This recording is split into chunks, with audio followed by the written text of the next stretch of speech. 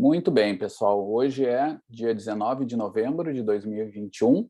Vamos dar sequência, então, à disciplina de Fisiologia e Fisiopatologia do Exercício do programa de pós-graduação em Ciências Pneumológicas, né, da URGS, do Hospital de Clínicas.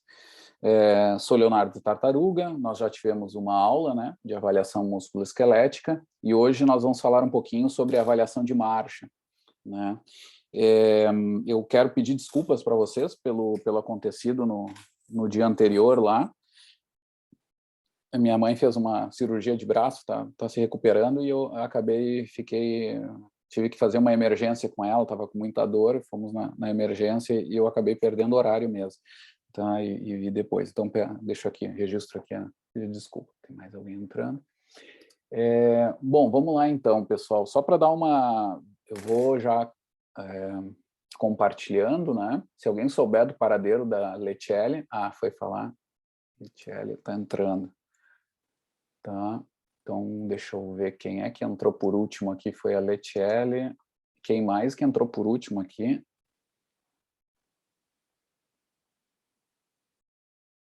Letiele, desculpa, Letiele. Feito. Teve mais alguém que entrou por último aqui, que não respondeu a chamada. É fácil, né? Quem não respondeu a chamada, se quiser abrir o microfone e me dizer, que eu estou botando presença ainda. Oi, professor. Oi. Oi, eu que acabei... Maiara, tá. Maiara, eu peguei, tá. Oi, Maiara. professor. Eu só consegui entrar agora também aqui, desculpe. Laura. Não tem problema. Quem não me respondeu a chamada, abre o microfone e se apresenta para eu poder dar aí a chamada. A Laura já peguei. Não? Então, vamos lá, vamos dar sequência. Bom, pessoal, o que acontece? Eu já me apresentei na outra aula, mas... Oi.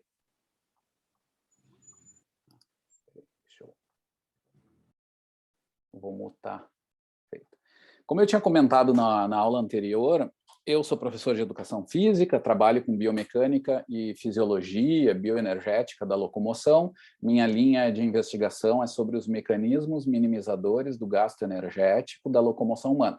Eu estudo especialmente o mecanismo pendular da caminhada e o mecanismo elástico na corrida, como mecanismos que atenuam o gasto energético para se locomover. Essa área tem relações com questões evolutivas, sobre questões de forma e função do corpo, aplicados à área da saúde, muito estudo, inclusive na área das restrições respiratórias, das doenças respiratórias, e aplicações na área do esporte, né, na área de desempenho, com corredores, com velocistas e fundistas. Muito bem, essa é o foco, e aí hoje, claro, eu vou falar sobre essa avaliação de marcha no contexto que a gente faz no trabalho de saúde, né? Só para inserir também o conteúdo, acho que é importante a gente notar que esses aspectos de fisiologia da marcha, vamos colocar assim, eles têm primeiro um aspecto funcional muito interessante, porque a gente tende a analisar resultados que são relacionados à função do organismo como um todo, né? Claro que muitas vezes são ligados a mecanismos de determinadas estruturas, de determinadas partes do corpo, ou de funções específicas, no caso das respiratórias, por exemplo, sobre a função de captação de oxigênio, de uso do oxigênio nos músculos, né? E também de produção de dióxido de carbono e tal. Mas também nós vemos esses aspectos focais, locais, ligados a aspectos gerais, né? O quanto isso repercute, por exemplo, sobre um aspecto que é muito simples, a velocidade de marcha, que tem uma implicação de autonomia de movimento, de qualidade de vida, né? de funcionalidade super importante, né? Então, esse é o foco que eu vou tentar falar para vocês hoje aqui. Vou tentar comentar eu vou trazer para vocês alguns aspectos sobre essa avaliação de marcha, ligando um pouco a cinesiologia e essa biomecânica com a função, né, com a fisiologia de marcha, mas, claro, muito focado nos testes práticos, né, funcionais, que têm sido muito usados, e provavelmente alguns de vocês já usaram e tal, e eu vou tentar dar um contexto um pouco mecanístico sobre isso, e também algumas ideias aí de possibilidades de análise adicionando informação naqueles testes funcionais do dia a dia aí que, porventura, vocês podem passar, né, nos setups, né, clínicos e tal.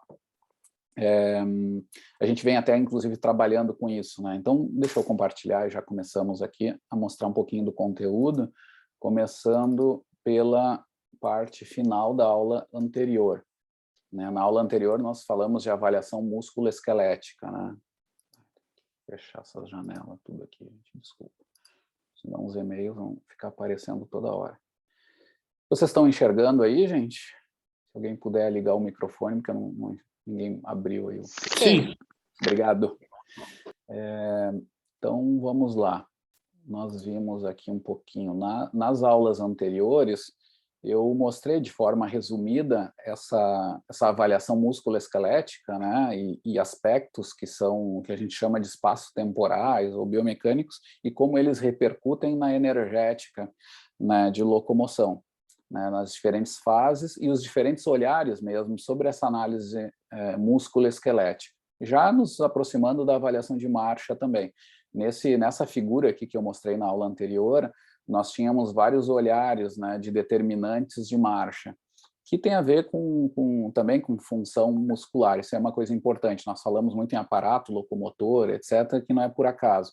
Nossos músculos foram feitos para várias funções evolutivas e uma delas, muito importante, é a da marcha.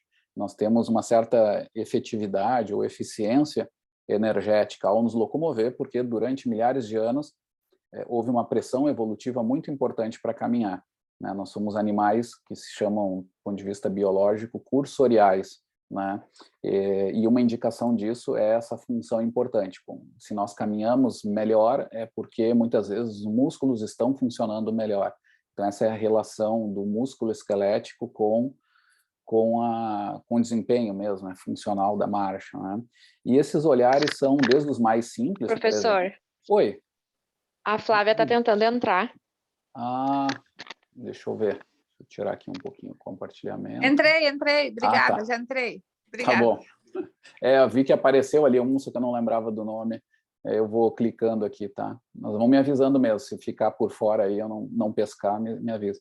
Mas nós temos as avaliações mais simples, né? Por exemplo, as espaço-temporais, que nós fazemos com sensores de movimento, sensores inerciais, por exemplo, que estão muito em voga, até materiais mais antigos, como câmeras mesmo de vídeo, para avaliar tempo de contato, tempo de balanço da marcha, tempo de duplo contato, né? Tempo de apoio simples, né? Quando tem só um pé no solo, 2.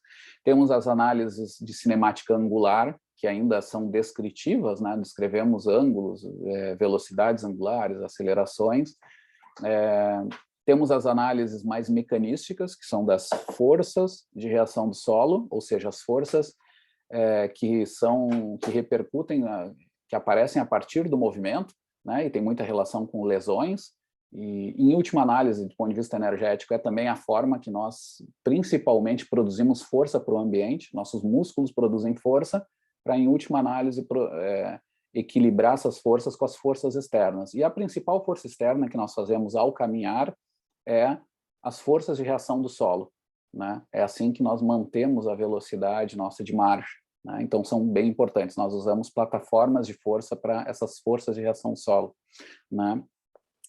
Com implicações sobre lesão bem importantes. Nós temos uma avaliação mais ainda mecanística, né? Que é da eletromiografia, que eu sei que muitos de vocês já usam, né? No dia a dia, e ela tem uma função importante, entender a origem dessa produção de força, né? Essa relação, embora seja perigoso, né? A gente falar de eletromiografia e falar de força nem sempre combinam, né? Existem ali problemas metodológicos.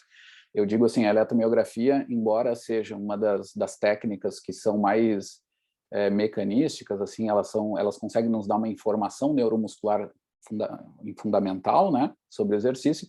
É também um dos equipamentos que a gente usa em biomecânica que tem mais ruído, mais origem de erro nas análises. O processamento é bem complicado, nós sabemos que o que nós avaliamos é um somatório de potenciais de ação, né, advindos do somatório de unidades motoras recrutadas, e tem problemas de crosstalk, a região que é analisado, e por aí vai, né? Mas, dependendo se bem usado e entendendo um pouco do grau de incerteza dessa medida, nós conseguimos ter informações muito ricas, né? Inclusive com técnicas bem avançadas até de estimativas da função de unidade motora simples, né? A partir de todo sinal, vindo com uma matemática bem pesada. E, por fim, coisas que nós fazemos mais lá no grupo Locomotion, né, que é o que eu coordeno, são as análises em macromodelos, que a gente chama, que usa dados antropométricos junto com dados cinemáticos e cinéticos. E, a partir dali, a gente estima a função muscular dinamicamente, com mais informações, né, com geração de potência articular, etc. E, para finalmente chegar em dados de trabalho mecânico, né, que são extremamente importantes do ponto de vista energético. O quanto somos eficientes e econômicos, isso tem relação com a produção do trabalho mecânico, que é a produção de movimento, em última análise, né?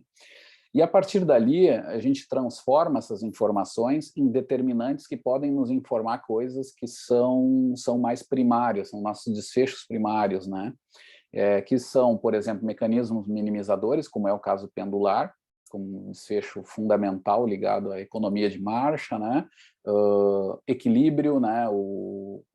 Fases de propulsão, balanço, né? da perna, seria a recuperação da perna, né? Essa função boa, e quando não está boa, como isso atrapalha toda a função a velocidade de marcha e a mobilidade funcional, e, por fim, chegando nas questões de mobilidade funcional mesmo, que aqui tem duas variáveis importantes que determinam essa mobilidade, que é a velocidade autoselecionada e a velocidade ótima de caminhada. Lembrando, né, acho que isso eu dei na aula passada, mas só para a gente retomar, que acho que são conceitos fundamentais. Assim. A VAS, nós vamos chamar de VAS e VOC. Né? A VAS, que é velocidade autoselecionada, é muito usada no ambiente clínico, ela inclusive é tida como um sexto sinal vital e como usada até para processos decisórios médicos importantes, né? Pela facilidade e pela informação geral que nos dá. Né?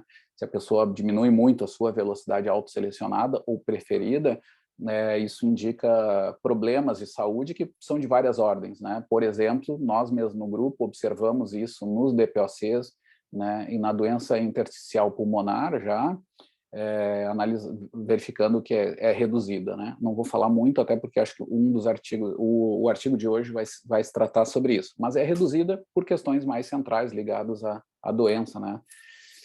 Mas existem vários fatores. O Parkinson, que nós estudamos muito, a doença de Parkinson, tem outro fator que vai responder da mesma forma, diminuindo a velocidade, a VAS também, né? E também, muitas vezes, se deslocando da VOC. Né? A VOC é a velocidade ótima de caminhada, que significa o seguinte: a velocidade é a velocidade respectiva, onde eu gasto menos energia para me locomover, né? A partir daqui, acho que esse aqui é um conceito importante. Deixa eu ver se eu tenho aqui uma figura que mostra isso. Às vezes não está bem na minha linha de raciocínio, peço desculpas, deixa eu ver se eu acho. Aqui, eu vou botar um pouquinho fora de ordem, mas é o seguinte. Aqui a gente tem uma curva de custo de transporte. Tá? É um termo que não é muito usual em algumas áreas da fisiologia mesmo, mas em outras mais fortes, ligadas à locomoção geral, é importante. O custo de transporte, para resumir um pouco, advém da medida do consumo de oxigênio. Tá? A partir do consumo de oxigênio, que nós avaliamos no início dos processos de cálculo através de uma potência metabólica, né, em mililitros de oxigênio por quilograma minuto, por exemplo, ou seja, uma medida de potência, porque é um consumo de oxigênio por tempo, né, por minuto, né? Nós transformamos essa medida em joules, considerando a entalpia de combustão, que resumindo um pouco, dependendo do substrato que nós oxidamos, nós temos uma energia envolvida nesse procedimento, que varia um pouquinho de ácido palmítico ou gordura para carboidrato, né? E por isso que varia um pouco os valores. Então, quando eu falo de economia de movimento, a medida mais indicativa, mais direta, é em joule, e não em mililitros de oxigênio, ml de oxigênio, porque a gente sabe que o consumo de oxigênio é uma medida de calorimetria indireta, né? Existe uma bela correspondência, mas não é exata, depende também do substrato que está sendo oxidado, que a gente avalia através do HER. né, da taxa de troca respiratória, resumindo. Tá? Isso é ali que entra o cálculo e aí varia um pouquinho o valor, os valores variam em 5% e tal. E, além disso, a gente transforma essa medida por metro percorrido. Aqui tem outra questão, né? Quando eu mostro isso para os próprios fisiologistas de exercício, a primeira vez, e mostro e pergunto o seguinte, olha, se eu quero me deslocar, pergunto para vocês, da onde vocês estão até a porta da entrada da casa de vocês, que a distância é a mesma, é uma determinada, e questiono o seguinte, vão na velocidade, qual velocidade vocês fariam esse trajeto caminhando, onde vocês gastam menos energia? Muitos de vocês responderiam o seguinte, eu vou mais lento possível, porque é onde eu sei que eu sou mais aeróbico, né, e o sistema é mais eficiente, mitocondrial, etc. E isso é verdade em termos de potência. Eu gasto menos energia por tempo percorrido, né, por tempo, né, despendido.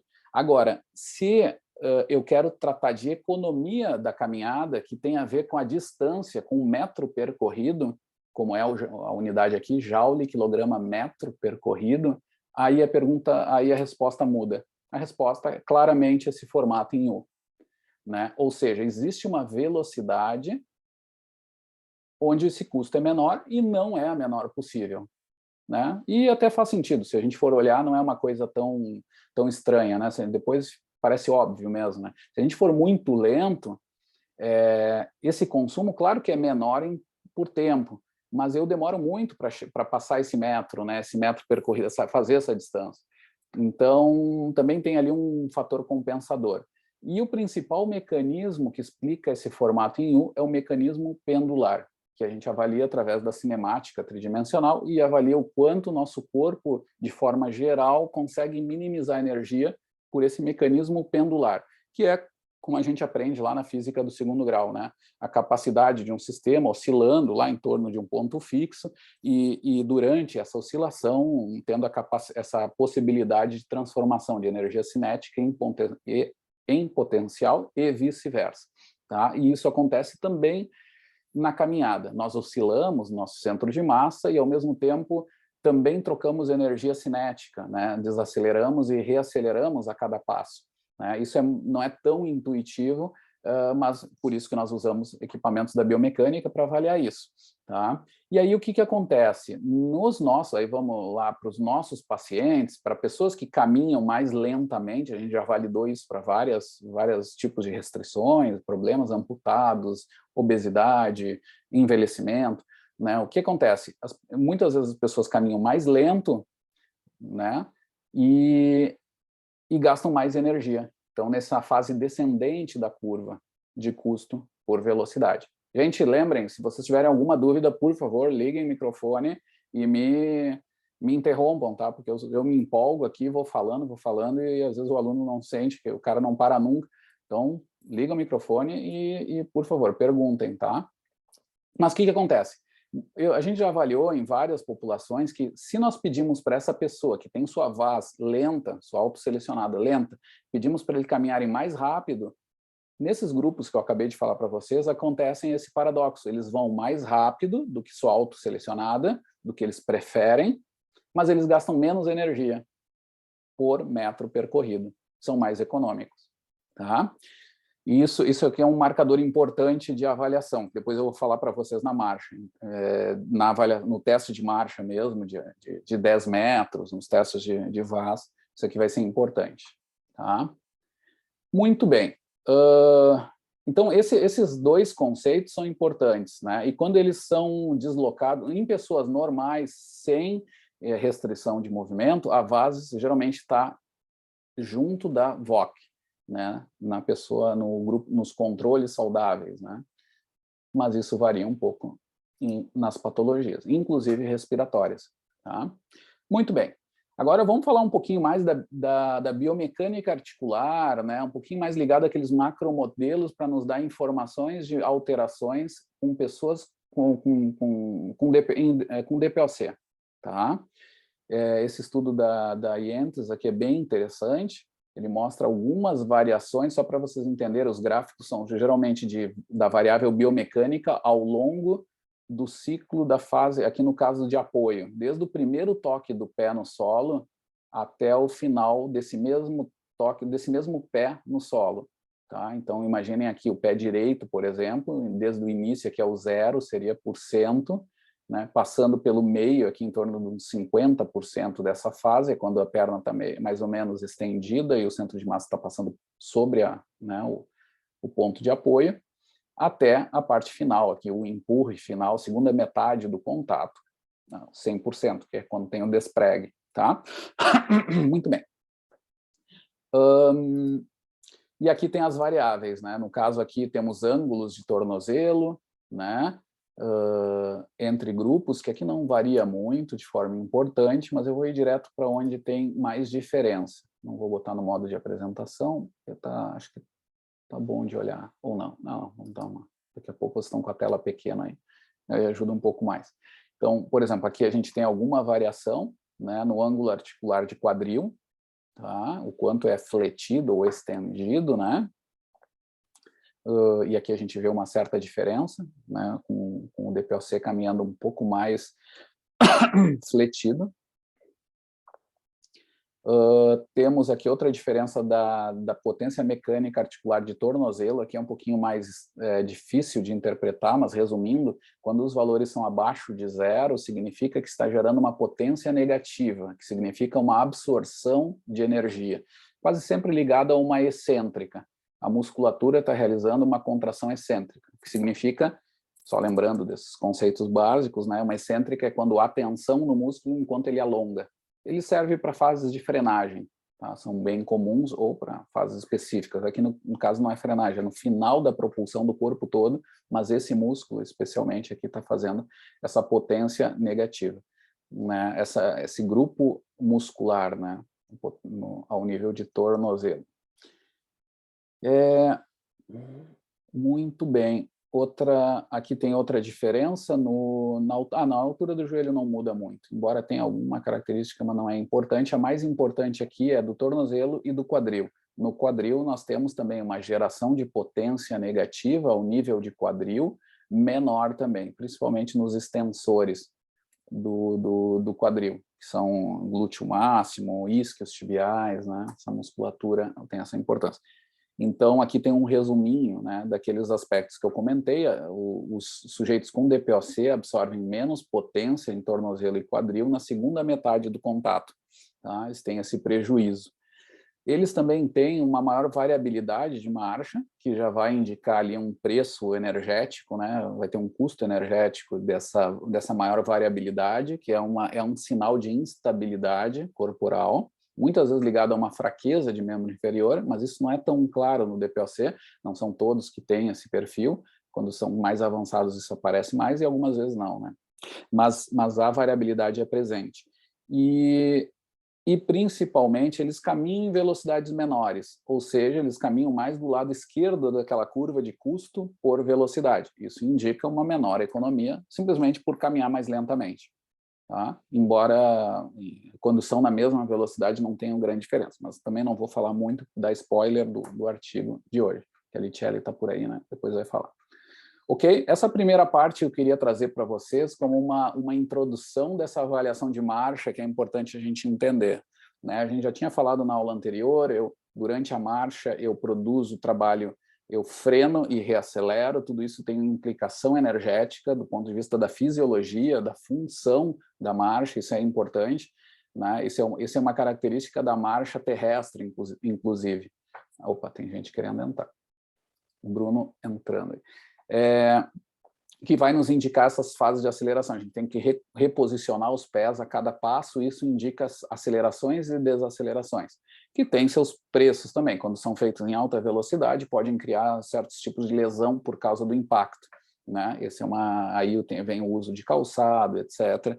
E a gente tem que estar atento com sobrepeso e tal, nessa análise geral.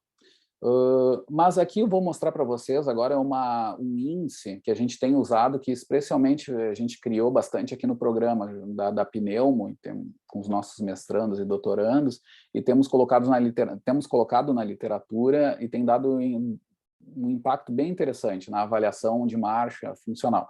Tá? É o índice de reabilitação locomotora.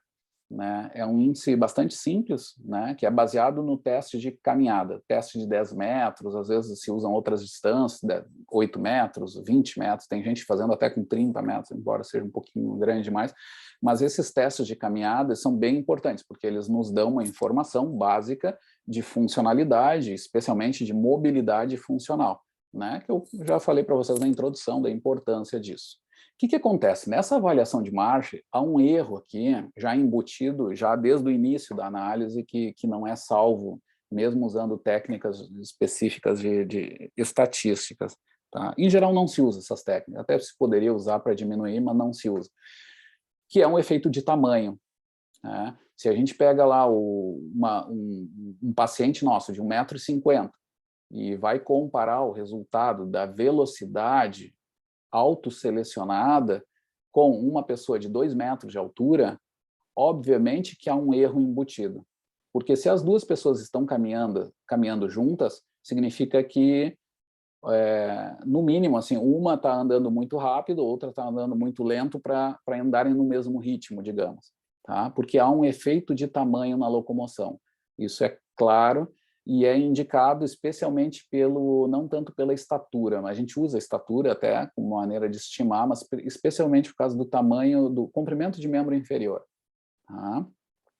A gente vai se basear em duas grandes teorias para criar esse índice.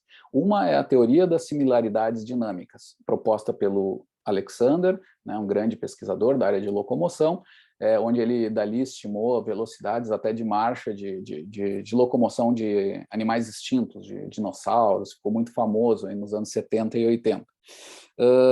Nós usamos essa teoria com esse mesmo método, né, que é especialmente com a determinação do número de Froude, que é um número adimensional que nos dá, de certa forma, resumindo um pouco, a velocidade relativa, né, ao tamanho, né, que não é simplesmente de forma linear, não é simplesmente dividir pelo comprimento de membro inferior.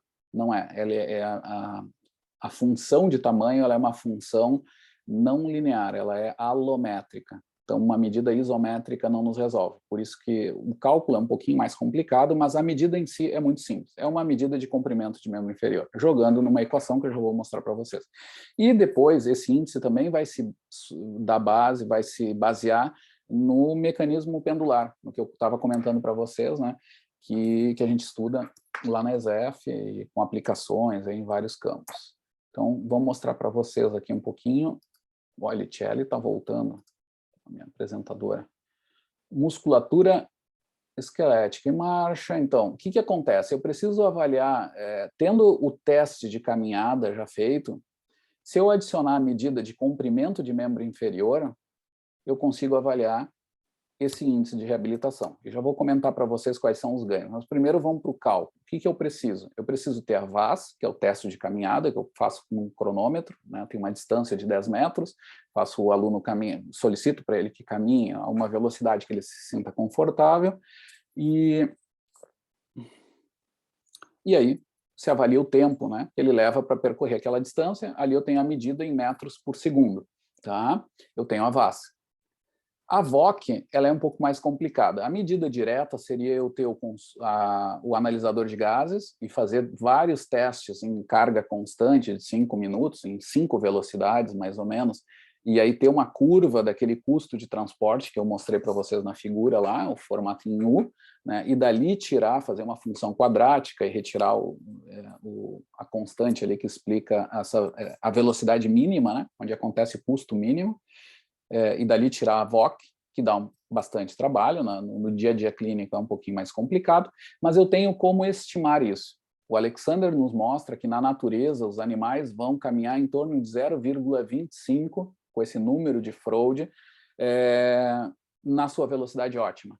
Tá? O ser humano já foi confirmado isso, inclusive nós ajudamos também para confirmar esse valor, e sabendo que esse valor é 0,25, nós pegamos essa equação do número de Froude, que eu não vou mostrar aqui, e reajustamos ela. E um pouquinho de álgebra a gente chega nessa estimativa da velocidade ótima de caminhada, que é a raiz quadrada dessas constantes aqui, 0,25 vezes mais ou menos 10, né, a nossa aceleração gravitacional, 9,81, vezes comprimento de membro inferior em metros.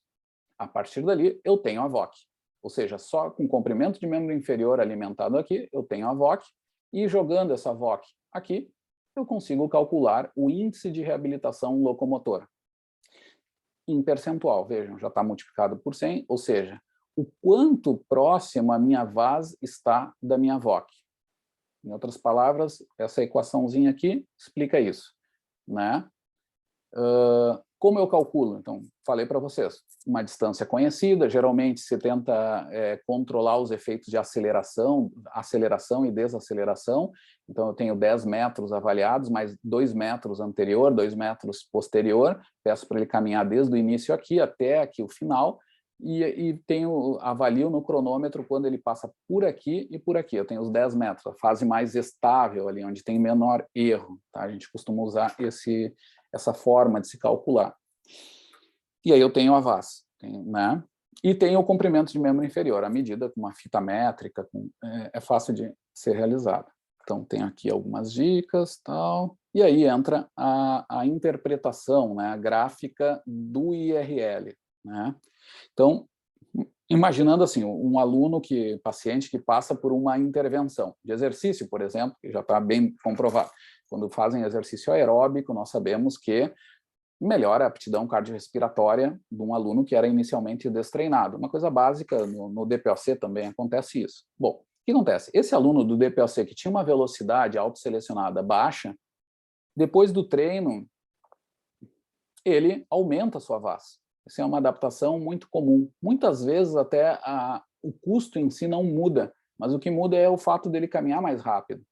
E aí ele vai gastar menos energia por metro percorrido, né? Ele vai se tornar mais econômico com essa vantagem de maior velocidade. E o índice de reabilitação vai calcular isso, vai nos dizer o quanto que a VAS está próxima da VOC em termos percentuais, tendo a VOC aqui como se fosse o 100%.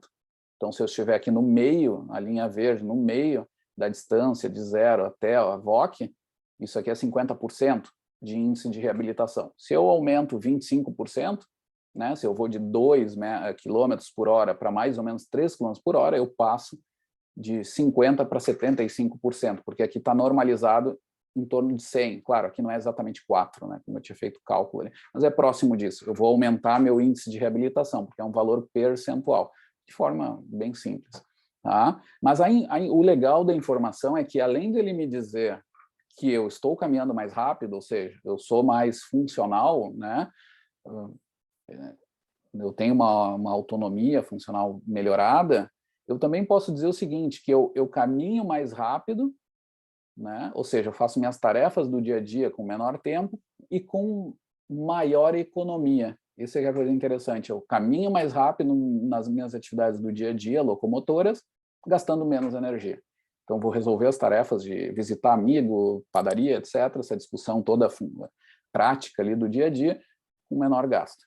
E mecanicamente melhor, nós temos avaliado também o próprio pêndulo invertido, e temos confirmado aquilo que já foi visto em pessoas normais. Às vezes tem alguma variação quando a restrição é neurológica, que muda o padrão motor geral de marcha, aí tem alguns ajustes, mas quase sempre obedece esse padrão aqui, né? Ou seja, eu vou mais rápido, que é o resultado da VAS, já me daria isso, mas além disso eu posso dizer que sou mais econômico e com uma mecânica melhor de marcha no dia a dia. Aqui tem alguns valores desse IRL em algumas populações que nós já avaliamos.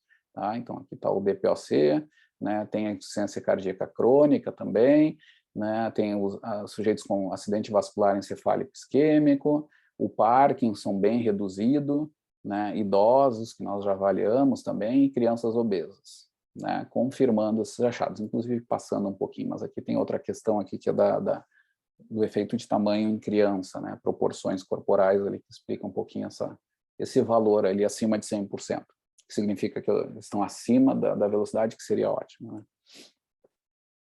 Tá? Gente, esse teste a gente tem usado e ele, por si só, ele é um teste que controla efeitos de tamanho. Essa é a última mensagem que eu queria dizer para vocês. Então, ele é bem interessante, para avaliações que eu quero fazer em grupo. Eu quero ver se meus pacientes, no meu banco de dados, estão com uma marcha melhorada, funcionalmente estão melhores. Se eu fizer isso em termos de índice de reabilitação, eu tenho esse valor já controlado pelos efeitos de tamanho. Eu posso fazer comparações mais simples, assim, de uma pessoa com 1,70 m, outra com 50, etc. Isso já está controlado na medida. Tá? Isso é uma vantagem. E a partir daí, acho que é isso, gente. Extremamente útil, porque as medidas são simples, então bem práticas aí. Tá? Tiro o compartilhamento e termino por aqui a minha parte de aula e já abro primeiro para perguntas, né? Deixa eu botar aqui de novo, aqui na tela. Tem alguma dúvida, gente, essa parte de avaliação de marcha? Bom, tem aí alguma coisa? A gente terminou um artigo e vai pipocando coisas, mas enquanto vocês estão fazendo fila aí para fazer pergunta, não tantos assim levantando a mão, não, peraí, vamos devagar, mas assim, falando sério, o que acontece? Não, eu estava lembrando que agora a gente, num segundo round de um artigo, ficou claro assim, que o índice de reabilitação ele é um marcador diagnóstico, ou de screening, né, bem interessante na avaliação médica. Então, ele, claro, não vai me indicar qual é a razão. Se eu tenho lá um Parkinson, tenho DPOC, ambos vão ter um índice de reabilitação piorado, né?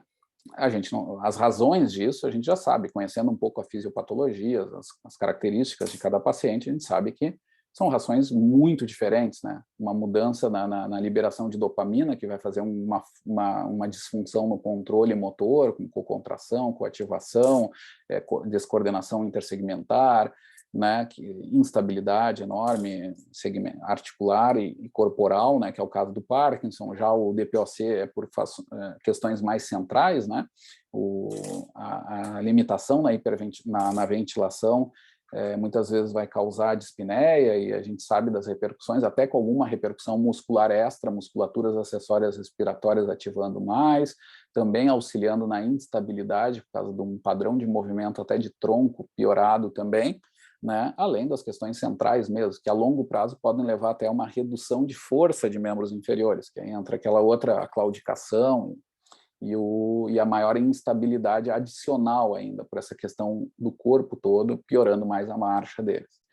Né? São razões diferentes, e o RL não avalia isso, mas ele é um marcador funcional bem interessante, ele é melhor do que simplesmente medir a velocidade de marcha. Ele já tem esse adicional, além de saber também um pouco sobre a mecânica e a energética.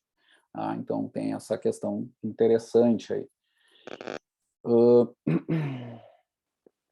Acho que é isso, por enquanto, senão depois é muita teoria e as coisas menos interessantes para vocês, mas essa mensagem é importante, é uma avaliação diagnóstica de início, depois tem esse mundo da biomecânica ali, que vocês notaram, inclusive nos hospitais brasileiros ainda são bem reduzidos, nós temos dado apoio para o Hospital de Clínicas, mas laboratórios de marcha dentro de hospitais, que isso já é antigo, nos países de primeiro mundo ainda nós engatinhamos, né? Em termos de locomoção ainda engatinhamos. É uma pena. Mas é isso aí, pessoal. Dúvidas?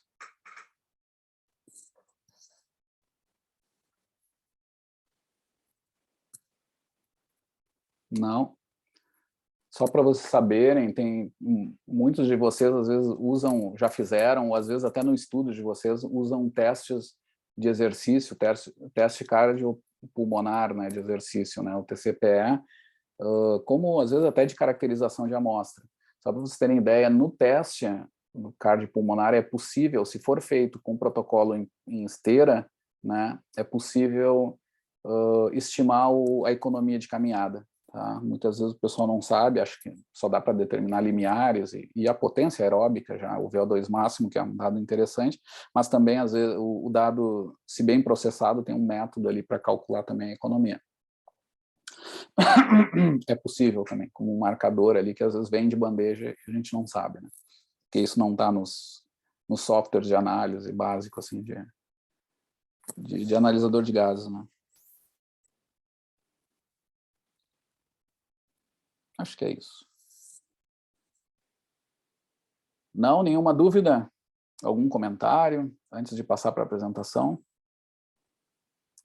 Então, vamos lá. Não tem. Lichelle, né? se não Boa estou tarde, enganado. professor. Tudo bem? Oi, tudo bem? Tudo jóia. Vai abrindo aí, eu vou liberar aqui para ti. Eu não sei antes se tu fizeste a chamada, mas eu estava entrando na sala bem na hora e eu não quis interromper tua apresentação aí. Não sei se tu pode me dar a presença Não, depois, tá bom? tu já tá, eu botei sim. Tá, muito obrigada. Ahn, eu nunca usei, nunca usei esse serviço aqui, esse Zoom. Então eu acho que aqui no compartilhar. Botão verde ali, compartilhar. Isso, tá. Aí eu escolho a tela geral ali. Acho que já deu, né? Uhum, já. Funcionou. Na, Tá. na, na aula anterior, eu não avisei que eu era coautor, e mesmo que a aluna ficou um pouco sem jeito. Eu não sei se era eu tentando explicar para ela, estava engraçado, tá? Mas eu sou coautor também desse trabalho aqui, o problema é que já estava marcado e eu não mudei, tá? Porque eu notei, foi esse ano, olha que eu dou essa aula só para o programa de vocês, eu devo dar uns 6 anos essa aula, e nunca tinha notado que talvez o aluno sentisse um pouquinho, diz, é o professor que é o autor, então vou pegar leve. Mas, ao contrário, eu parabenizei muito ela por essa postura super crítica e comentei isso, porque nesse mundo da academia que a gente vive são as fogueiras das vaidades, é muito forte, né? Claro. Mas eu não tenho meu ego hipertrofiado, então fiquem bem à vontade que se criticar, eu só agradeço porque é a maneira que a gente cresce e aprende, tá? Então fica bem à vontade aí para fazer uma análise. Bom, depois tem os debatedores, né, que fazem isso também. Então, fiquem à vontade aí para criticar o que for. É um autor, né? Tá ali os autores e o trabalho é do mundo, né? E é por Com aí. certeza. Só Tudo assim, já contigo. para dizer de antemão, eu achei o artigo muito interessante e ele só ficou um pouco extenso, tá, para apresentar. Então, eu tentei resumir de uma forma bem clara ele e depois, se tu quiser, fica à vontade, né, em realizar tuas contribuições, tá, tá, professor? Então, eu vou começar. Acho que tá bom, assim, todo mundo tá enxergando e tá conseguindo me ouvir, né? Ok, então. Então, o artigo que eu vou apresentar hoje, ele é intitulado como os fatores que influenciam a velocidade autosselecionada de caminhada na doença pulmonar intersticial fibrosante. Então, a doença pulmonar intersticial fibrosante, ela é caracterizada, então, por um grupo de patologicamente heterogêneo de doenças que possuem como característica, então, uma difusão pulmonar e uma mecânica ventilatória prejudicada. E essa progressão da hipoxemia que ocorre nesses pacientes, ela vem se associando com a incapacidade funcional, a redução da qualidade de vida e também a redução de sobrevivência. Infere-se que pacientes com uma redução de velocidade da caminhada, eles possuem um pior desempenho de exercício e também de estado de saúde, apesar de uma função pulmonar e uma extensão tomográfica fibrótica semelhante. E os testes de caminhada em campo, eles acabam sendo fáceis de realizar e muito utilizados na prática clínica. Porém, eles são incapazes de promover a compreensão dos mecanismos subjacentes ao desempenho reduzido da caminhada. Assim, protocolos de testes de exercício avaliando o perfil da economia de energia e da estabilidade dinâmica durante as velocidades de caminhada na vida diária, elas podem, então, fornecer informações mais claras. Que nem então já apresentado pelo professor na aula, o custo de transporte nada mais é do que um indicador de economia de movimento que ele vai descrever o consumo energético de determinado corpo, massa, necessária então para percorrer uma certa distância. O COT, então, ele vai depender automaticamente da velocidade de caminhada. E existe a velocidade de caminhada ideal, que é o VOC, que para indivíduos saudáveis é em torno de 4 km por hora, onde o gasto de energia é mínimo e corresponde à velocidade autosselecionada de caminhada, que é a VAC. Então, o objetivo do estudo foi investigar a economia de locomoção e os possíveis fatores que influenciam o VAC adotado por pacientes com DPI em comparação a controles saudáveis. A hipótese é que os pacientes eles selecionariam a sua velocidade ideal de caminhada para alcançar um equilíbrio entre sua maior dispneia e a menor estabilidade da marcha, independente da sua velocidade de caminhada mais econômica, que seria o VOC. Então, o estudo ele dividiu os grupos, os pacientes em dois, né, grupos, os pacientes, então, com DPI fibrosantes, que eram 10 pacientes, e para comparar com estes pacientes, se realizou a coleta de mais 10 pacientes controles saudáveis, que foram pareados de acordo com a idade e sexo. Foi os pneumologistas que fizeram o diagnóstico desses pacientes com DPI, foram excluídos, então, pacientes com condição clínica instável, que apresentavam comorbidades como doenças cardiovasculares e neuromusculares graves, ou até doenças musculoesqueléticas ou lesões articulares, e também pacientes em terapia de oxigênio a longo prazo ou aqueles que não conseguissem completar os testes. Houve assinatura, então, do termo de consentimento livre esclarecido e o projeto foi aprovado pelo Comitê de Ética do Hospital de Clínicas. Então, o estudo é um estudo transversal, em que no primeiro dia os indivíduos realizaram os testes de função pulmonar em repouso e os testes de exercício cardiopulmonar incremental. E no segundo dia, eles realizaram os testes de caminhada em esteira em diferentes velocidades para determinar o COT e a estabilidade dinâmica. Então, os testes de função pulmonar foi obtido, então, a CVF, o VF1, a relação VF1-CVF, a difusão da LCO, a capacidade pulmonar total, e esses testes foram realizados, então, de acordo com os padrões internacionais. O teste de esforço cardiopulmonar foi realizado em esteira ergométrica, utilizando o protocolo de rampa. Inicialmente, os pacientes completaram uma caminhada de familiarização na esteira em baixas velocidades e também orientações sobre o teste. Durante a execução, foi analisado o sistema de análise de gases, respiração a respiração, um eletrocardiograma e também foi monitorizada a saturação contínua do oxigênio. Então, o teste de esforço cardiopulmonar em pacientes, o protocolo em pacientes com DPI consistiu em um período de descanso, um aquecimento de 3 minutos, com uma velocidade de 1,5 km por hora, uma fase incremental com 2 km por hora, com 1% de inclinação, e com incrementos de 0,5 km por hora por minuto até o 4º minuto. E a velocidade, então, constante inclinação da esteira aumentando 2% a cada minuto até a exaustão voluntária do paciente. Em pacientes, então, do grupo controle, o aquecimento foi de 3 km por hora, uma fase incremental já iniciou em 4 km por hora, com 1% de inclinação e incrementos de 0,5 km por hora por minuto até o 4º minuto. Também a velocidade constante de inclinação da esteira aumenta em 2% a cada minuto, também até exaustão ventilatória. A exaustão voluntária, ventilatória, ela foi, então, quantificada pela dispneia e força nas pernas, usando a escala de Borde. E também, nesses momentos, foi mensurado o pico de consumo de oxigênio, estabelecido, então, em média de 20 segundos, em torno do maior valor durante o teste. O teste de caminhada, então, foi inicialmente realizado em terreno, em solo. Os participantes, então, iniciaram 5 a 10 minutos de familiarização.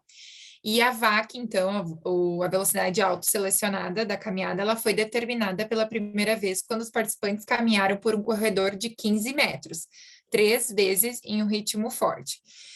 Relembrando que os tempos, eles foram registrados quando o cronômetro iniciados em 10 metros para evitar aquela fase de aceleração e desaceleração da marcha. Então, a confiabilidade foi amplamente testada com 2 ou 3 repetições. E a VAC, ela foi calculada pela razão, distância e tempo. E testada no solo, a VAC testada no solo, ela foi considerada como a média do indivíduo. Depois, esse indivíduo, ele, então, realizou o teste em esteira. Então, eles iniciaram com um período de familiarização e o painel ali que indicava a velocidade ficava coberto. Então, eles não tinham a noção de qual a velocidade que eles estavam caminhando. E o pesquisador iria instruir o paciente a andar na velocidade mais confortável ou possível. Então, a velocidade da esteira, ela foi gradualmente diminuída ou aumentada em 0,5 km por hora, várias vezes, até que os participantes percebessem a sua velocidade de caminhada mais confortável. Somente após essa confirmação por parte do paciente, o painel da esteira ela acabou sendo descoberta e o VAC desse paciente foi registrado. Sendo esse VAC ajustado na esteira em um ritmo confortável, e em seguida outras 4 velocidades foram definidas, 2 velocidades acima, mais 20% e mais 40%, e 2 abaixo, menos 20% e menos 40%. Da velocidade de caminhada autoselecionada que esse paciente relatou. Então, esses pacientes caminharam em 6 velocidades diferentes por 5 minutos em uma ordem aleatória, com os intervalos entre as tentativas grandes o suficientes para retomar uma frequência cardíaca de menos 100 batimentos por minuto. Durante esse teste, parâmetros cardiorrespiratórios e saturação foram registrados, a dispneia e fadiga pela Borg também registrados, e foi-se analisadas variáveis espaço-temporais usando a técnica 2D cinemática, com uma câmera de vídeo posicionada perpendicularmente à lateral da esteira. A estabilidade dinâmica, ela então foi avaliada pelas essas variáveis espaço-temporais, que são o tempo de contato, o tempo de balanço, a frequência da passada, o comprimento dessa passada, analisando 10 ciclos de caminhada de última hora para cada velocidade usando o Kinovia programa. A análise, então, determinou os quadros em que o pé tocou o solo e quando o pé deixou de tocar o solo. E a estabilidade dinâmica ela foi calculada usando o coeficiente de variação, o COV. As flutuações passo a passo foram resultado da divisão entre o desvio padrão e a média do tempo de contato, tempo de balanço, frequência de passada e comprimento da passada, de pelo menos 10 passadas, em um algoritmo personalizado construído usando o software LabVIEW. Análise estatística, então, os resultados eles foram descritos em média e desvio padrão, analisados então pelo teste de normalidade Shapiro-Wilk. O teste Tay-Schudan para amostras independentes ele foi utilizado para comparar a função pulmonar e as variáveis de teste de exercício cardiopulmonar entre os grupos. Foi realizada uma nova de medidas repetidas de 2 vias para comparar o COT, o Borg, o volume, minuto e o VCO2, estabilidade dinâmica. Realizou-se também teste de T-ROC e para amostras independentes, bem como teste de Bonferroni. E as análises, então, foram realizadas no SPSS, considerando um P menor que ou igual a 0,05. Então, quanto aos resultados, nessa tabela 1, a gente pode observar as características dessa amostra. Observamos que os dados de idade, sexo e IMC não diferiram entre os grupos, visto que eles foram pareados para serem similares, a fim de proporcionar uma comparação. As variáveis, então, pulmonares, houve uma redução, né, da função pulmonar no grupo com DPI. Variáveis, então, obtidas no teste cardiopulmonar, mostram que esses pacientes alcançaram menores valores de VO2 pico, maiores valores de frequência respiratória, de batimentos, pacientes no grupo DPI, né, e uma saturação menor no DPI em relação aos controles saudáveis. Quanto ao VAC desempenhado entre os grupos, mostrou que houve um menor valor dessa velocidade autoselecionada de caminhada no grupo DPI, em que eles apresentaram 2,6 com desvio padrão de 0,9 km versus o grupo controle de 4,2 com desvio padrão de 0,4 km por hora. E no DPI, o VOC ideal dele seria a velocidade ótima de caminhada, ficou em 3,96 km por hora, com um COT de 2,91 joules quilogramas por metro, acho que é metro, né? Metro, e o índice de reabilitação locomotora de 53, com desvio padrão de 18%.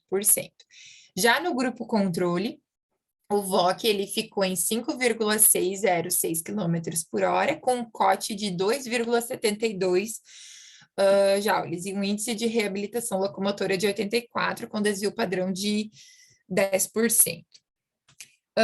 Nessa figura 1, a gente observa, então, o custo de transporte em função das velocidades absolutas adotadas por os indivíduos em cada grupo. Na figura 2, ele demonstra, então, o custo de transporte, a dispneia e a saturação periférica de oxigênio em função das velocidades de menos 40% a 40%. E no primeiro ali, quadradinho, na primeira figura, da figura 2, a gente pode observar que não houve nenhuma diferença, nenhuma interação entre grupo versus velocidade no que tange ao COT, mas no que tange a dispneia, que é o quadradinho de baixo, e o quadradinho de cima, que seria a saturação, houve diferença entre os grupos, em que uma dispneia foi mais evidenciada no grupo com DPI e uma menor saturação também, automaticamente, no grupo com DPI. Os valores, então, de COT, eles não diferiram entre os grupos na isovelocidade, quando ficou em 3,2 km por hora, com o DPI em 3,18 e o controle lá em 3,48. Mas diferenças significativas foram encontradas no que tange a dispneia, ou seja, pacientes com DPI referiram mais dispneia e automaticamente apresentaram uma dessaturação maior do que indivíduos saudáveis nessa isovelocidade. A eficiência, então, ventilatória, ela foi influenciada pela velocidade, um efeito principal de P igual a 0,008, e grupo, um efeito principal menor que 0,001, ou seja, houve redução da eficiência ventilatória entre as velocidades que foram adotadas de menos a mais 40% em ambos os grupos. Nessa figura 3, a gente pode, então, observar os espaços temporais, então, da marcha entre os grupos, e que ele vai avaliar, então, vai dizer como é que foi essa estabilidade dinâmica desses pacientes. E o que a gente observa? Que essa estabilidade dinâmica obtida pelo coeficiente de variação para o tempo de contato, tempo de balanço e comprimento da passada, eles foram significativamente maiores nos grupos com DPI do que indivíduos saudáveis, exceto na frequência da passada, que não houve nenhuma diferença ali significativa entre esses dois grupos. Então, pacientes com DPI, eles acabaram adotando uma velocidade de caminhada autosselecionada menor que sua velocidade ótima de caminhada. A percepção de dispneia ela foi aumentada em pacientes com DPI, especialmente em velocidades mais altas, sugerindo que uma maior dispneia vai desencorajar a adoção do indivíduo a velocidades mais altas, mesmo que elas sejam até mais eficientes em termos de energia. E, em contraste, apesar dos piores efeitos da DPI que nos controles, os parâmetros da estabilidade de dispneia, eles não pareceram mudar suficientemente em velocidades diferentes, um ponto que se acredita influenciar a seleção de velocidade. O COT, então, ele não foi significativamente diferente entre os grupos e entre as velocidades. Descoberta, então, semelhante aos resultados de um estudo em pacientes com DPOC, onde o aumento do custo da respiração observado em doenças respiratórias parece não ser suficiente para impactar o custo metabólico geral da caminhada, mostrando que o comportamento da economia de locomoção em DPI se assemelha ao observado em doenças pulmonares obstrutivas. E a VAC dos pacientes com DPI, ela foi menor do que nos controles e diferente dos seus próprios velocidades ótimas de caminhada, que ocorreram em maior velocidade. Os pacientes não autosselecionaram a sua velocidade usual mais confortável com o seu menor custo de transporte, como visto em indivíduos saudáveis. A forma do COT para pacientes com DPI era incerto porque não era viável para eles caminharem em velocidades mais altas, acima de 5 km por hora. É provável que essa tendência para um efeito de interação grupo versus velocidade pode se tornar significativo com velocidades extras de caminhada, acima desses 5 km por hora. Então, especula-se que as intervenções que aumentem as velocidades e causem moderada ou níveis mais elevados de dispneia aumentariam a VAC em indivíduos com DPI, afetando positivamente suas atividades de vida diária. O COV, então, dos resultados das variáveis espaços temporais da caminhada revelaram menos estabilidade dinâmica em pacientes com DPI do que em controles. Segundo Bialchet e colaboradores, 2009, como caminhar é um movimento repetitivo, sua variabilidade não costuma ultrapassar 3%. No entanto, o COV de tempo de contato e tempo de equilíbrio resultou em valores acima de 3% para pacientes com DPI, e isso indicaria um aumento do risco de quedas, como visto em pacientes com DPOC. Os resultados também revelaram que caminhar abaixo ou acima da VAC pode afetar a estabilidade dinâmica. Na verdade, o COV de frequência e comprimento da passada, eles foram maiores em velocidades mais baixas em ambos os grupos. A maior variabilidade da caminhada em baixas velocidades está de acordo com achados anteriores de outros distúrbios cardiorrespiratórios e também em pacientes com AVC. Os resultados mostraram que na DPI os pacientes têm uma deficiência adicional também da função muscular periférica, representada aqui como a ideia da estabilidade dinâmica, em comparação com distúrbios pulmonares obstrutivos. As causas, então, subjacentes de tais diferenças e incertezas pode ser parcialmente relacionada à menor aptidão cardiorrespiratórias em pacientes com DPI, que nesse estudo apresentaram um VO2 pico de 13 ml/kg por minuto, e já em estudo Sanseverino e colaboradores de 2018, esse VO2 pico já foi maior, de 19 ml/kg por minuto. Então, embora uma velocidade mais alta resultasse em um aumento, né, da economia para esses pacientes, os pacientes acabaram escolhendo um VAC mais reduzido que sua velocidade ideal de caminhada, com base, então, numa sensação menor de dispneia. No entanto, a dispneia ela não foi significativamente maior quando eles acabavam adotando velocidades mais altas, e isso pode ser atribuído a um pequeno tamanho amostral. Portanto, os resultados eles devem ser interpretados com cautela. Essa informação ela é útil para o aconselhamento da melhoria da atividade física, ou seja, vale a pena aconselhar esse indivíduo a adotar uma caminhada um pouquinho mais rápida que sua velocidade autoselecionada, e talvez realizando curtas pausas entre esses momentos. Apesar, então, do maior desconforto respiratório que esse indivíduo tende a sentir no momento que ele vai deambular, vai caminhar mais rápido, deambular mais rápido, ele se torna mais econômico, e assim se aumenta a conservação de energia e também da atividade física diária. Mas para essa ideia ser confirmada, é necessário um ensaio clínico randomizado. Então, apesar, então, do COT ser semelhante entre os grupos, pacientes com DPI e indivíduos saudáveis têm diferentes estratégias de caminhada, pensando, então, na instabilidade da marcha e também na dispneia maior em pacientes com DPI.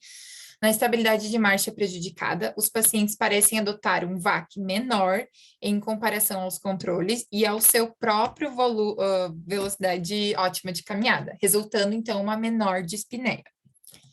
Do ponto de vista fisiomecânico, prejuízos na estabilidade da marcha e dispneia são manifestações de distúrbios na transmissão e eficiências musculares. E pacientes, então, com DPI provavelmente têm uma eficiência geral menor do que os controles, apesar da economia metabólica permanecer semelhante. Limitações, então, do estudo. O tamanho da amostra é relativamente pequeno, não se caminhou em velocidades mais altas, acima de 5 km por hora. Isso poderia fornecer um resultado mais claro de COT, porém não foi viável em pacientes com DPI.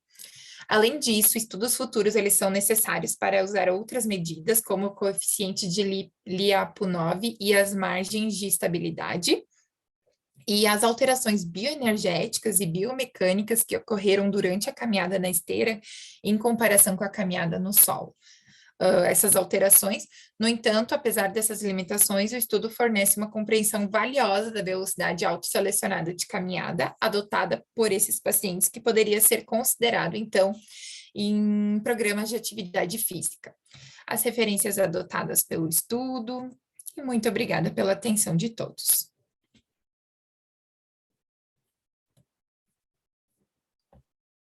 Obrigado, Lichele. Muito bem. Parabéns pela apresentação. Entendeste bastante, sabe? E até a questão conceitual, assim, não teve muito ajuste, assim. Tem 2 detalhezinhos, mas eu vou deixar primeiro os debatedores falarem, mas é detalhe mesmo. Tu é da área do exercício, não?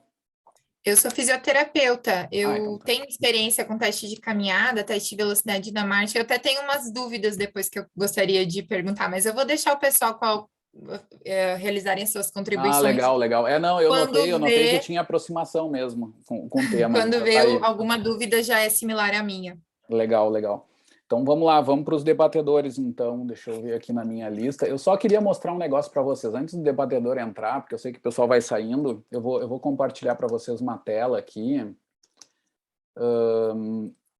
se eu conseguir achar a tela de vocês de novo, que achei, aqui. Deixa eu ver, vejam se vocês conseguem ver um gráfico, esse gráfico verde aqui, eu estou vendo se giro ele...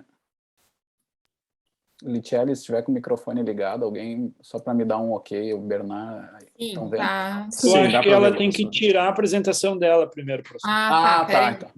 Faz então... isso, Que aí até bom, até a gente já se enxerga mais também. Como é que eu faço isso agora? Tem um stop share, um botão vermelho, parar de compartilhar. Tá. Achei, deu. Tá? Então, olha só, gente, isso aqui a gente chama na área de locomoção, lá, certos grupos, de tapete de margaria. Esse aqui é o custo metabólico, o custo energético, tá? Que é o eixo vertical desse gráfico aqui. Claro, ele é tridimensional, então tem 2 fatores afetando esse custo. Um deles é a velocidade. Se vocês verem aqui onde passa essa linha amarela, aqui seria a região de 0% de inclinação, seria o plano. E no eixo de profundidade seria a inclinação do terreno, tá? Então, para cá a gente teria inclinações positivas, inclinações, né, elevando, e aqui descida, tá? Declives aqui descendo, tá? Isso aqui é a curva em U. E aqui tem uma matriz, aqui é 22%, que foi onde uma avaliação que eu fiz no Nepal, na expedição que eu fiz alguns anos atrás, avaliando carregadores Sherpas no Himalaia. E eu uso aqui para explicar uma coisa que os carregadores, os europeus, né, os montanhistas europeus, levantam o custo acima do custo de transporte. O que acontece?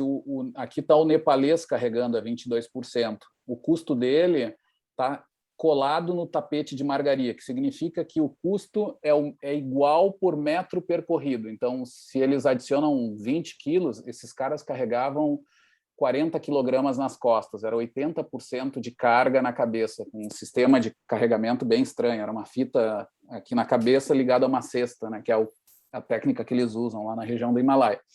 E eles adicionam todo esse peso, e quando tu divide pela massa total, o custo fica sempre parelho ao custo por metro percorrido, né?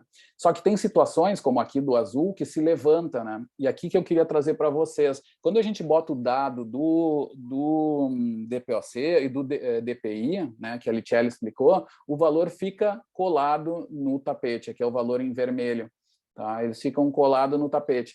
Ou seja, o custo em si ele é igual. O problema é que eles andam um pouquinho mais para a esquerda aqui, que é onde tem essa elevação. A gente vê, quando vê aquela curva, na verdade é um recorte ali a 0%, né? Eles estão sempre no plano, só varia a velocidade. Então teria um formato em U. E aí, claro, eles levantam um pouco o valor porque estão indo mais lento, onde o mecanismo pendular é pior. Tá? Esse aqui é um exemplo assim, de coisa. Aqui tem outros dados, não é para, mas é uma maneira de enxergar também esse custo. Tem uma hipótese de que nós, quando carregamos mais peso, não estamos adaptados, esse custo se eleva ao tapete, não é proporcional ao peso, que significa isso, e esse é um sinal de que a gente não deveria estar carregando tanto peso, que é em torno de 15%, 20%. Isso aí tem implicação sobre saúde pública e tal. É uma teoria que a gente tentou botar na Science, inclusive, mas foi um pouquinho difícil, o que era mais esperado, mas estamos tentando publicar isso em outro nível. Mas é uma mensagem bem interessante, assim. E nos casos do DPOC e as respiratórias, é o que a Lichele mostrou, o valor ele não é maior por metro percorrido. O problema é que eles caminham numa velocidade onde o custo acaba sendo piorado, né? Tá? E aí eu paro aqui esse detalhezinho que eu queria só... E Bernard, quem mais? Memória minha é boa. Tá? Gabriela. A Gabriela está aí? Oi, professor, estou aqui sim. Tá legal. Bernardo, pode começar tu, já que está com a câmera aberta. Gabriela, se puder abrir... Ô, Letiele, tu também. Eu ia te pedir, mas nada... Se não puder, tudo bem. Se não tiver condições... Não, às vezes estão no hospital, estão trabalhando. Mas se puder, para a gente se enxergar, porque depois eu esqueci de avisar a Letiele, se pudesse. Mas até foi bom para ela não ficar nervosa aí. Tá? Mas obrigado, tá? Obrigado por abrir aí. Bernardo, tudo contigo, cara. Tá. Bom, primeiro, parabenizar o senhor pela quantidade de trabalhos que tem, por mais esse trabalho. Eu não sou da área, sou completamente amador em relação a isso, então eu tive dificuldade em entender, eu tive que ler umas 3 vezes para começar a entender um pouco. Algumas coisas que eu não entendi no começo, eu fui entender lá no final, com algumas explicações, com os valores, enfim, e agora com a aula da Letiele eu consegui entender um pouco mais. Para mim é complexo, eu sou otorrinolaringologista, não trabalho com isso, e o que eu achei, assim, quando eu li, a única, não é crítica, mas o único porém que eu colocaria realmente foi o que o trabalho explicou lá no final, que foi o N. Porque eu não sei se é um N grande, se é um N pequeno, mas quando eu olhei de cara, assim, achei que pudesse ser pequeno, mas depois também foi explicado que era muito difícil de fazer todos os testes, então por isso que escolheram o número de 10. Os fatores de inclusão e exclusão, acho que ajudaram bastante, isso foi bem detalhado, eu achei os gráficos bem explicativos, e uma coisa que talvez seja incompetência minha, mas quando na conclusão se fala que esses pacientes com DPI, eles se beneficiariam de uma caminhada um pouco mais rápida do que eles fazem, com pequenos intervalos, eu não sei se isso podia ser um pouquinho mais explicado ali, porque, na minha opinião, no que eu entendi, isso foi a principal conclusão do teste, do trabalho, não? E só que não citou muito como que é isso, como que fariam, quais seriam as formas de fazer. Tem razão, tem razão. Eu já vou entrando. Era para a Letiele defender pelo autor, né? Quer comentar alguma coisa, Letiele? Eu sou metido, né? Não, mas eu acho que o que tu comentar vai ficar melhor em termos de explicação. Mas, assim, o que eu percebi é que... Como é que eu vou explicar? Como é que é a tua pergunta mesmo? Só para eu... Da explicação maior nessa parte final ali, né? Da conclusão do trabalho. Eu acho que o objetivo do teu estudo ele foi mais pontual, e tu quis só ver os fatores que vão influenciar. Agora, se tu quisesse buscar essa hipótese, essa pergunta, esse questionamento, tu deveria te fazer talvez que nem eles comentam, um ensaio clínico, uma coisa mais randomizada, definir protocolos para um controle e uma intervenção, porque com esse trabalho eu acho que não ia ter perna para mostrar esses resultados, porque não houve uma intervenção, eu acho. É isso aí, tem uma coisa bem interessante até já desse assunto, que é assim, ó, o revisor solicitou que a gente colocasse uma aplicação prática para o mundo do exercício na parte clínica, assim, de alguma indicação. Então, a gente voou um pouco, a gente foi um pouco além, assim, do objetivo do estudo. A Letiele comentou bem, aquela ideia de fazer caminhadas parar, assim, com reduções, etc., foi uma especulação em cima dos dados que deram ali. Aparece mais a dispneia, então daria para fazer intervalado, jogando com isso, uma possibilidade, assim, né, que a gente tem visto também na prática, lá no serviço, eu estou falando do tempo presente, mas na verdade foi alguns anos antes da pandemia que a gente estava fazendo isso, os mestrandos e doutorandos, né, atualmente até não tenho nenhum, até tem que achar um aluno de novo aí no programa, mas a gente fazia muito isso lá no serviço da Pneumo, essas intervenções, tentando controlar e evitar a dispneia, então fazia intervalados assim, e a gente acabou jogando ali como uma interpretação, mas a Letiele respondeu, na verdade é uma especulação que tem que ser comprovada, mas tem uma coisa interessante, tem outro dado que a gente publicou agora também, com mestrado, esse trabalho que foi apresentado pela Letiele foi o mestrado do Queiroz, que ele não é o primeiro autor é a Gabriela, que foi pós-doutoranda ali na Pneumo, tá? E aí ela acabou conseguindo publicar o trabalho, né, tocar ele para frente. Mas teve outro mestrado do Pedro Schons, que hoje é doutorando lá no nosso programa da Educação Física, ele fez aí o mestrado com vocês, que ele estudou sobre saltos. E isso foi uma coisa que eu acho que eu já comentei na outra aula, que eu, assim, resumindo, quando a gente entrou no serviço lá da Pneumo, quando eu comecei a colaborar, entrou mais gente da educação física, junto com os físio, com a Marli, com o pessoal da medicina, eles tinham, por exemplo, usavam um pouco a marcha, faziam quase tudo faziam no cicloergômetro, testes pela segurança e tal. E a gente disse, olha, nós somos grupo de locomoção, então seria legal a gente ver caminhada também. E aí começamos a propor isso, e até tinha problema de espaço, né? No cicloergômetro era mais fácil, mas a gente começou a tensionar, disse, quem sabe tentamos intervenção, avaliação, porque é mais funcional, né? E deu uma boa resposta. O pessoal gostava, assim, né? Tinha respostas melhores para a qualidade de vida, porque a gente sabe que caminhar é muito mais útil e tal. Deu esses bons... Mas o que aconteceu? Apareceu saltos, que o Pedro queria estudar. Imagina, o pessoal já estava meio cabreiro com a gente quando botamos caminhada. Quando colocamos saltos, não, agora vocês vão ser presos, né? Não vão deixar. E a gente foi testando, fazendo piloto nos pacientes, né? E aí o apoio do Danilo Berton, aí do pessoal da medicina ali, da Pneumo, foi perfeito, porque eles nos davam suporte. Não, dá para fazer porque a saturação está assim, iam nos ajudando. E aí, só para resumir, gente, o exercício de saltos é um exercício que não é intervalado, mas ele é super anaeróbico, né? Ele é o extremo oposto, assim, da caminhada, digamos. E o incrível foi que a gente conseguiu fazer vários testes, no estudo do Pedro a gente mostra, sem a presença da dispneia. Teve vários resultados bons, mas como é extremamente anaeróbico, apareceu adaptações até aeróbicas a longo prazo, mas sem o problema, sem a presença de dispneia. Eles conseguiam fazer de uma maneira boa, assim, bem tranquilo, assim, né?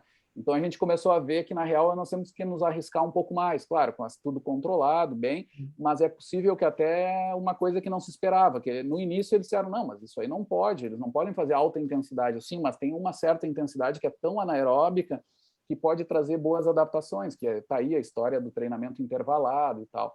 Mas é um mundo ainda para se descobrir. Resumindo, aí eu volto à pergunta lá do Bernardo inicial. É uma especulação, mas é um espaço que eu acho que tem ainda muita restrição por causa desse certo medo da dispneia, né? Ela é a limitante, no estudo mostra. Só que aí, muitas vezes, até as práticas clínicas às vezes, são um pouco limitadas por exceder na segurança. E aí agora a gente tem que testar, sempre controlando a viabilidade, segurança, mas parece que tem um bom espaço ainda que não foi percorrido, né? Nesse lado. Eu queria fazer só isso. Porque eu fiquei procurando assim no texto, às vezes que eu li, achando querendo uma resposta da prática mesmo, assim, né? O que o trabalho conseguiu ver na prática, assim, o paciente com DPI, ele vai poder fazer tal atividade com tal velocidade e tal tipo de exercício, enfim, mas como a Litiele respondeu bem agora, acho que não era o objetivo principal, né, do trabalho, sim, achar outras coisas, mas foi só isso que eu tive.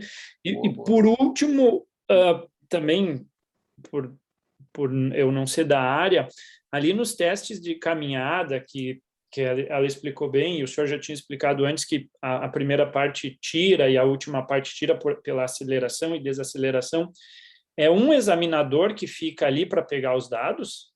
Sempre o mesmo? A gente costuma fazer com 2, tá? Tá, isso eu não entendi. Claro, porque aumenta o erro. A gente sabe de gente que faz com um só, mas tem um pouquinho de erro, assim, porque tu tem que estar alinhado, assim, né? Tem que era bom ter 2 cones, que tu tá bem alinhado e tu vê a pessoa passando. Mesmo assim tem erro, né? Porque é no olho, né? Sim, claro. Mas mesmo assim é melhor do que em diagonal, assim, se tu faz só um... Que aí o que acontece? Quando um larga o cronômetro e o outro baixa o braço, entendeu? E aí o cara controla quando baixa o braço. Então, tem erros acumulados, mas é melhor do que fazer só um olhando ou indo caminhando do lado, que fica engraçado também, que não é bom, porque tu está em movimento, tem mais erro. Então, geralmente se faz com 2. Assim. Porque às vezes a pessoa tem algum certo mesmo, vício, tá? né? Ou ter o sensor mesmo, a gente tem fotocélula, coisa assim, que também a gente usa às vezes. Mas nesse estudo não, nesse estudo foi do jeito mais com dois avaliadores. Perfeito, era isso que eu tinha para... E é bem isso que tu falou, esse estudo ele não é prático mesmo, ele é um estudo observacional de pontapé, assim, ele dá um quadro geral de determinantes, né? Mas, e era meu sonho continuar. O que eu tenho que achar agora depois é alunos, tá? Então, Letiele, quando tu conhecer algum físio, alguém que é mais do exercício que tem interesse em continuar, aí, por favor, me avisa aqui, porque a gente não... Pode deixar, nos pode últimos deixar. anos Não, aí, mas eu gostei bastante, achei muito Que interessante. legal, Eu, particularmente, conheci o teste de velocidade, mas nunca usando essas variáveis de custo de transporte, velocidade autoselecionada, a velocidade ótima, ótima de caminhada. Não, essas variáveis e como elas são importantes, assim, pensando na vida do sujeito, assim, porque me chamou a atenção que eles não adotam justamente uma velocidade mais alta pela limitação da dispneia, e não porque eles não conseguiriam, sabe? Então, e pensando futuramente numa intervenção, trabalhar com essa questão, acho que ajudaria muito eles, porque daí o custo de transporte cairia.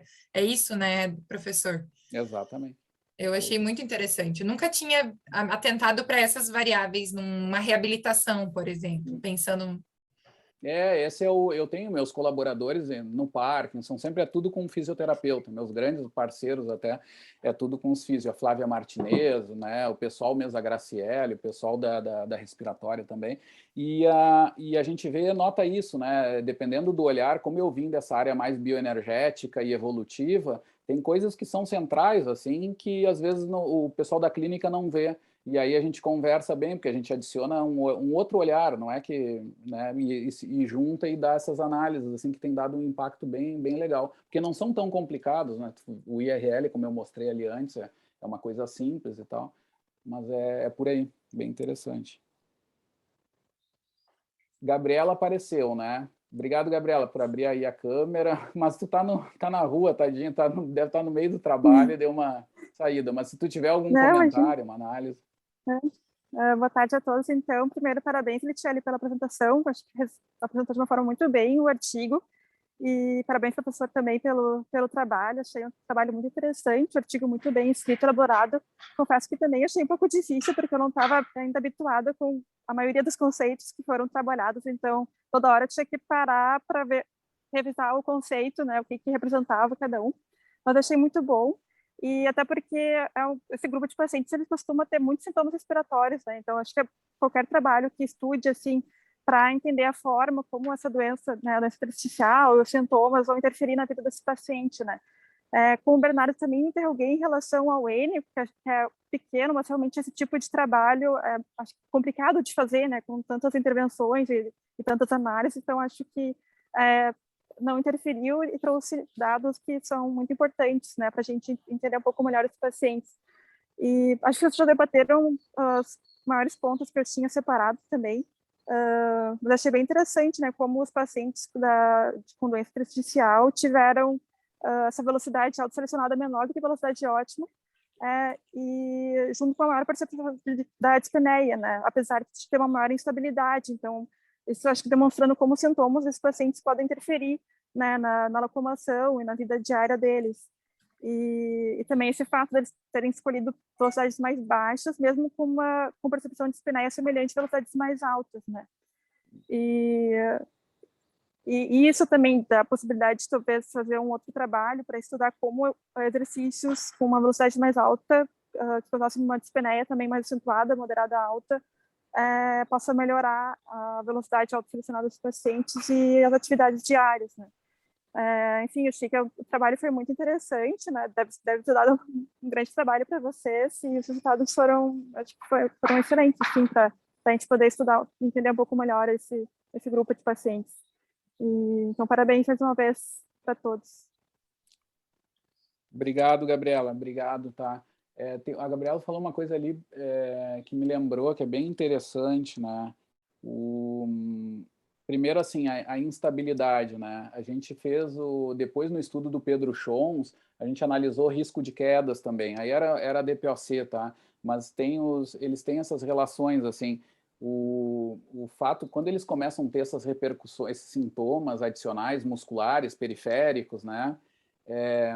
Começa a aumentar risco de quedas, né? E a gente sabe do problema que é isso no envelhecimento, né? O problema de saúde pública ligado a isso. Então, o nosso estudo também mostrou que ele limita mesmo os exercícios, inclusive arriscando queda, porque no momento que tu tem mais instabilidade, a gente sabe que aumenta esse risco, né? Então, intervenções que consigam trabalhar com esses fatores, aí entra até treinamento de força mesmo, que não é ligado, mas que auxilia, né, na estabilidade articular, a gente sabe que isso pode ajudar a diminuir esses sintomas, né, melhorar a qualidade de vida deles, né? É um dado que também vem desse estudo, assim. E a outra coisa é da amostra pequena, esse problema mesmo. Eu conversava com os colegas aí da Pneumo e eu estudo biomecânica, a gente publica geralmente, nossos trabalhos é entre 10, 15 sujeitos, assim. Então, nós estamos acostumados com essa pobreza e essa desgraça para defender o tamanho da Mas amostra, eu o acho cálculo que mesmo amostral. que foi pequena a amostra, 10 em cada grupo, eu acho que foi muito bom, porque quem sabe, quem está na prática e desempenha esses testes sabe o quanto é cansativo para o sujeito, porque são testes que demandam tempo. Se tu for Complexo. olhar, ele não realizou somente um teste de velocidade, ele fez teste de função pulmonar, teste cardiopulmonar de exercício incremental, aí tem todo um protocolo, aí ele fez no solo, na esteira, pô, é cansativo, é difícil pelo desgaste, né, de serem muitos testes. Uma coisa é um teste simples, assim, a gente acaba conseguindo mais N, né? Mas eu achei Não, mas muito bom é mesmo. bem por aí. Mas o que eu ia comentar é que a gente tem a crise de replicação na ciência, e é um tema importante, porque tem algumas áreas, como a nossa ali da biomecânica, dessa bioenergética, que trabalham com a fisiologia de base também, muitas vezes tem esses, até problemas maiores, às vezes não calculam nada. Nós calculamos, pelo menos, e defendemos que o tamanho do efeito era aquele, e onde tem limite a gente cuida, porque a gente viu que o N era daquele. Então, aí a gente coloca como limite, ó, talvez mais nos ajude a pensar isso, porque nós usamos bem a estatística, né? Mas, mesmo assim, tem essa coisa interessante, que hoje o trabalho não termina por ali, daqui a pouco tem que fazer mais trabalho de replicação e fortalecer esses achados mesmo. Nós demos os primeiros pontapés desse estudo, agora merece ter mais estudos, inclusive adicionando, e aí vem o nível de evidência maior, né, com uma revisão sistemática mais para o futuro, etc. Mas ainda estamos longe, né, porque se fosse fazer revisão sistemática, a gente já tentou, de alguns desses temas que a gente estuda, tem 2 estudos, né, geralmente quando muito tem 3 ainda, né, então precisa ter um pouco mais de estudos para a gente fortalecer isso. Também tem esse lado, assim, né, o nível de evidência é relativamente baixo, é hoje o que temos, né? E é um nível de evidência, mas ainda precisa de outros, né? É legal de falar isso, porque às vezes o aluno mais novo entende isso como um problema e, meu Deus, então o estudo é ruim. Não, não é ruim, é como a Letiele falou. É bom e é o melhor nível que a gente tem, mas ainda precisa avançar, né? Do ponto de vista clínico, a gente sabe que tem alguns passos.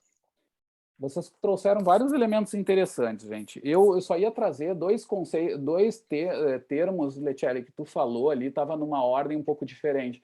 Por exemplo, no primeiro estudo, na primeira aula, é que eu falei de umas coisas meio complicadas, mas eu falei daquela eficiência de transmissão e eficiência muscular. Quando tu apresentou ali uma parte, tu falou olha, possivelmente é ligada à transmissão e à eficiência muscular. A leitura seria: provavelmente é devido à eficiência muscular e à eficiência de transmissão. Só a ordem que muda, mas a ideia está ali, a transmissão e lembrando o que significa isso, tá? Porque acho que isso é legal para os médicos que trabalham, acho que com a saúde geral, é interessante entender essa energética geral, que o pessoal da fisiologia, da minha área mesmo, às vezes não entende.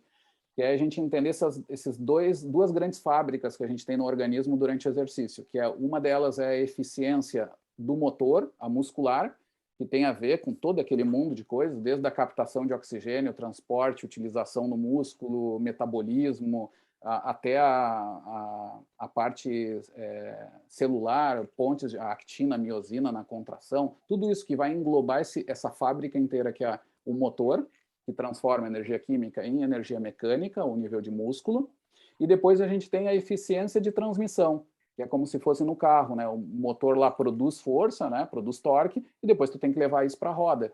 E no nosso corpo nós temos esse problema também, produzimos no nível do músculo, depois temos que levar para fora. Essa é a eficiência de transmissão, que tem mais a ver com biomecânica. Qual é o ângulo que eu faço, como é que eu transmito melhor essa força, dependendo da postura e tal, ou contração. Então, tudo isso são duas eficiências gerais, né? nós, de certa forma, vimos que a dispneia tem mais a ver com a eficiência do motor. De algum jeito, é o motor que começa a pifar, tu começa a hiperventilar numa parte lá e não adianta, a pessoa se sente mal e para, né? Ele não, por causa desse problema. E o outro é da instabilidade ou estabilidade, né? E aí tem a ver também com a transmissão, né? Que tem a ver, se tu tem um carro com uma estabilidade fraca, um carro, né? Tu pega o carro velho que bate tudo, né? A gente sabe que a transmissão é ruim, né? Para gerar potência é ruim por causa desse problema de transmissão. Nós temos isso também no DPoC. O DPoC vai ficando fraco, ele começa a ser instável, né? E às vezes a dispneia até atua por isso acelerando, porque tu começa a respirar mais, muita ação aqui, e aí tua estabilidade de marcha vai para as cucuias, né? Academicamente falando. Mas aí, então tem todos esses dois fatores que é legal de olhar assim, né? E era isso mais ou menos que a gente falou, né? Das duas eficiências. E depois tu falou de um balanço, tu trocou o balanço ali, tu falou tempo de equilíbrio, que eu acho que é uma tradução ali, era o tempo, tem o tempo de apoio e o tempo de balanço. Tu falou de tempo de equilíbrio, né? Devia ser balanço, né? Estava escrito ali tempo de equilíbrio. Pode ser, mas é uma das fases ali da marcha. E o que interessa é isso, é que o tempo de balanço é aquele tempo em que a perna está sendo jogada à frente, né? Isso. Não está em contato. Né? Não está em contato com o sol. Também. Eu tenho uma dúvida, olha só, vai lá. Para ver se eu entendi direito. Quando tu fala que uma limitação do estudo era não ter alcançado velocidades superiores de 5 km por hora, porque os indivíduos não conseguiriam, ou porque tu limitou aquele menos 20 a mais 40% e aí não chega a 5? Olha, eu nem lembro como é que a gente justificou. Não, eu sei, mas eu fiquei pensando. No final, assim. agora, eu lembro que a gente fez mesmo. A gente fez em função da escolha metodológica. A gente escolheu 20% e 40%, né? Acima. Então por isso. E aí nos levou para aquela velocidade baixa, porque eles caminham. Então nos levou para aquilo. Só que o problema é que não nos fez. Ficamos limitados para ver a ótima, porque a gente não tinha a U, né? A gente ficou só na parte descendente, né? Isso, 4, isso aí 5. não ficou na...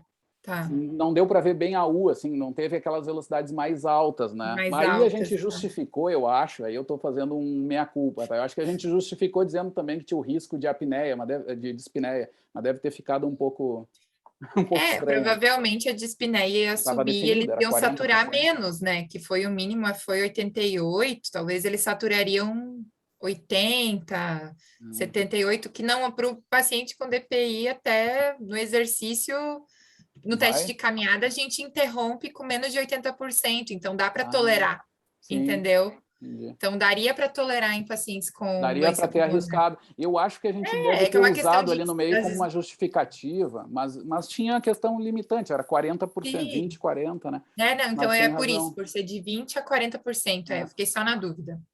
Agora é uma coisa interessante, né? Testar em mais, assim, né? E a gente tem feito muita coisa. Por exemplo, fizemos faz 2 anos, incluímos o sprint como um treino para Parkinson. Imagina a coisa mais estranha do mundo.